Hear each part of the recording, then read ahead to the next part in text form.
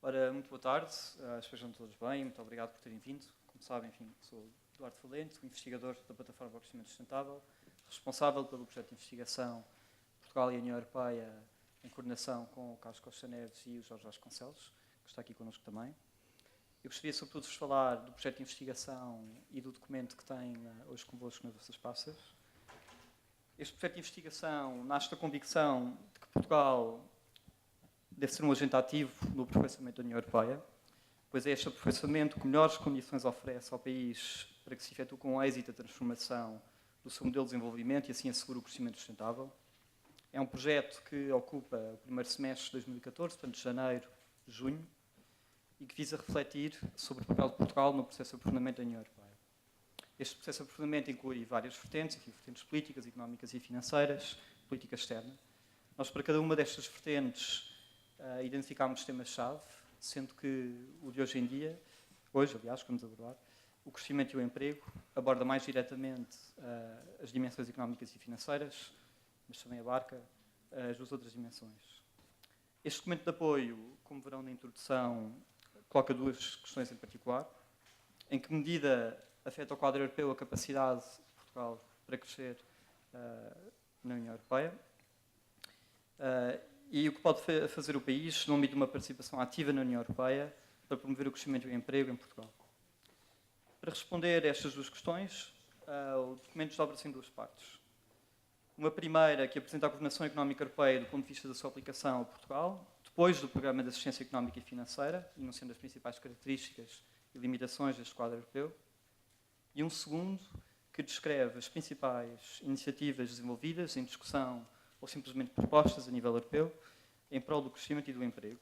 Destacando-se a respeito, aliás, o Pacto para o Crescimento e Emprego, que é um documento de referência que simboliza o regresso do crescimento e do emprego à agenda europeia depois da crise, que entrega várias componentes, incluindo a criação de uma união bancária, a qual a eurodeputada Elisa Ferreira esteve diretamente associada, o aprofundamento de uma união económica e monetária, e que, dada a sua importância, se elaboram à parte. Isto é um documento extenso, portanto, eu sintetizarei simplesmente os principais pontos que me parecem mais relevantes.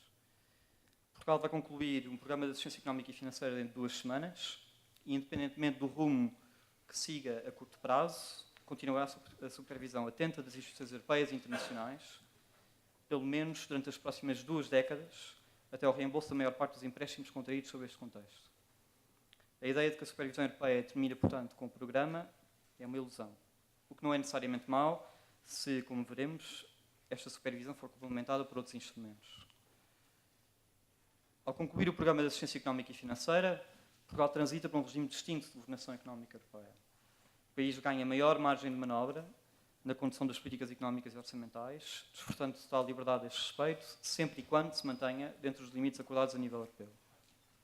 O atual ajustamento e a consolidação orçamental daí decorrente visam fazer respeitar estes limites, devendo-se, por isso, continuar até corrigirem os excessos existentes, sob pena do país ser alvo de sanções. Sendo a consolidação orçamental importante para reequilibrar as finanças públicas, não é suficiente para promover por si só o crescimento e o emprego, podendo ser até contraproducente, se aplicada em demasia e simultaneamente em vários países da zona euro. O crescimento e o emprego dependem da capacidade para se levar a cabo um projeto de ajustamento que vise superar as fragilidades estruturais da economia nacional e assim aumentar a competitividade do país, limitando, quando possível, os custos sociais deste empreendimento e protegendo tanto a economia como a sociedade de eventuais choques que ponham em causa o esforço de conciliação, entretanto, efetuado. O atual quadro europeu, como se argumenta no paper, complexo, incompleto e imperfeito, não oferece, todavia, todos os instrumentos necessários a este ajustamento. Se num primeiro momento se reforçou a responsabilidade europeia de que falava o Carlos, há um pouco, com maior supervisão e coordenação das políticas orçamentais e económicas dos Estados-membros, cabe agora debater e adotar instrumentos de solidariedade que ajudem a conciliar estes 2 elementos, consolidação orçamental e crescimento.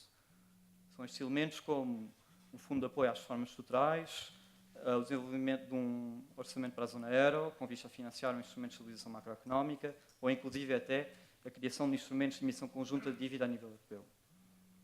O caminho a percorrer neste sentido encontra-se, em certa medida, já delineado numa série de documentos preparados pelas instituições europeias sobre o aprofundamento da União Económica e Monetária, mas não é por isso simples ou fácil Este é um caminho cuja evolução dependerá de vários fatores, sem destacar em particular a vontade política e a capacidade dos Estados-membros para desenhar um percurso que tenha em consideração as suscetibilidades e os interesses de cada qual e da União Europeia como um todo, sobretudo se para tal for necessário uma revisão dos Tratados da União Europeia, incluindo já na próxima legislatura, 2014-2019.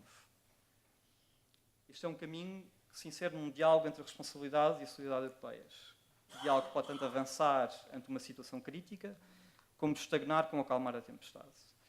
A recente queda da taxa de juros recuperadas sobre a dívida pública, por exemplo, já eliminaram da agenda europeia a questão de emissão conjunta da dívida pública, como dizia há pouco tempo Martin Schulz, candidato à presidência da Comissão Europeia pela Aliança Social-Democrata. Embora, em bom rigor, esta opção só se contemplasse nestes documentos a médio e longo prazo.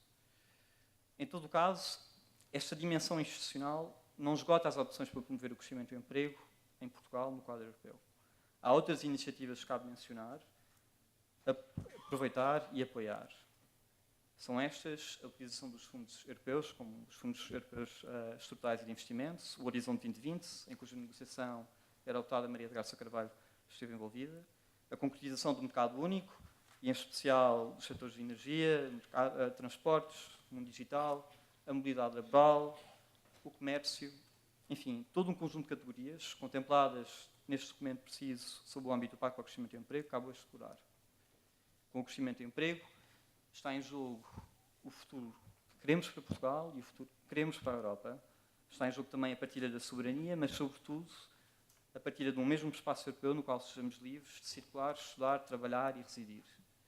Não é por acaso que os três elementos que os portugueses mais associam hoje à União Europeia são o desemprego, a liberdade de viajar, estudar e trabalhar em toda a União Europeia e o euro.